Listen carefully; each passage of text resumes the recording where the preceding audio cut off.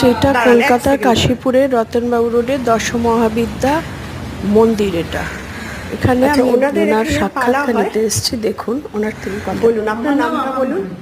আমার নাম আবা মুখার্জি। আমি এই মন্দিরে 19 দিনের সেবাই। আচ্ছা, আমাদের পাড়া পরে 11 দিন বড় তরফ সেবা করেন, আর আমি ছোট তরফ মেজে তরফের সেবা 19 দিন করি।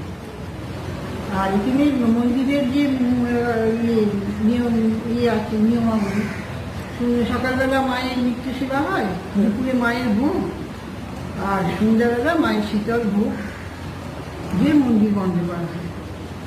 আর এইখানে যে মায়েদের যে মাহাত্ম্য, এখানে মা বাবা অনাদিশ্বর আছেন। অনাদিশ্বর মহাদেব এখানে বিরাট নিন্দা ছিল। এই যে অনাদিশ্বর, বাবা অনাদিশ্বর। অনাদিশ্বর মহাদেব উনি মাটি ফুঁড়ে উঠেছেন, উনি স্বয়ং। উনি মাটি ফুঁড়ে উঠেছে।